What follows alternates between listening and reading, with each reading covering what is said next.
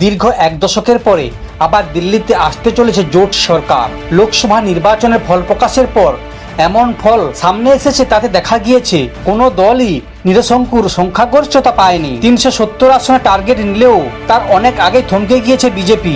যদিও 240 আসন পেয়ে লোকসভার সর্ববৃহৎ দল হয়েছে পদ্ম শিবির, কিন্তু একা পেরোতে পারেনি 272 আসন। ফলে শরিকদের ওপর ভরসা করতে হয়েছে তাদের। এনডিএ মোট 293 আসন পায়। আপাত দৃষ্টিতে কেন্দ্রে বিজেপির নেতৃত্বাধীন সরকার গঠন সহজ হবে বলে মনে করা হচ্ছে, কিন্তু অঙ্ক কষছে বিরোধী শিবিরও।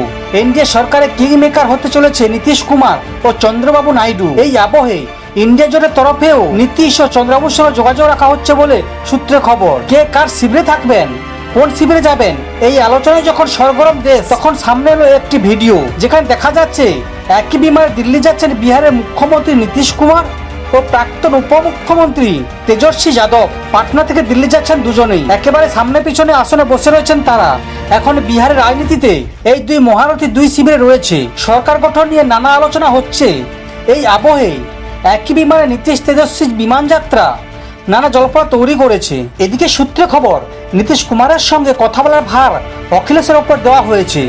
পাশাপাশি চন্দ্রবাবু নাইডুর সঙ্গে দেখা করতে পারেন অখিলেশ। যদিও সাংবাদিক বৈঠক করে টিডিপি সুপ্রিমো জানিয়েছেন আজ বিকেলেই এনডিএর বৈঠকে যোগ দেবেন চন্দ্রবাবু নাইডু। নীতিশ কুমারের সঙ্গে দেখা করছেন এলজেপি সাংসদ চিরাগ পাসওয়ান, তিনিও যোগ দেবেন এনডিএর বৈঠকে। আজই সন্ধে কংগ্রেস সভাপতি মল্লিকার্জুন খড়গের বাড়িতে 27 জন বিরোধী দলনেতার বৈঠক রয়েছে।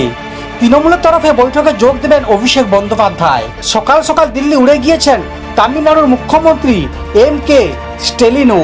তেজস্বী যাদব পরে সাংবাদিকদের বলেন, মোদি ফ্যাক্টর শেষ, বিজেপি সংখ্যাগরিষ্ঠ থেকে অনেক দূরে, শরিকদের উপর নির্ভরশীল হয়েছে। আমরা খুশি যে সংবিধান বাঁচানোর কাজে সফল হয়েছি। ইন্ডিয়া অ্যালায়েন্স সরকার গঠন করবে, চেষ্টা তো থাকবেই।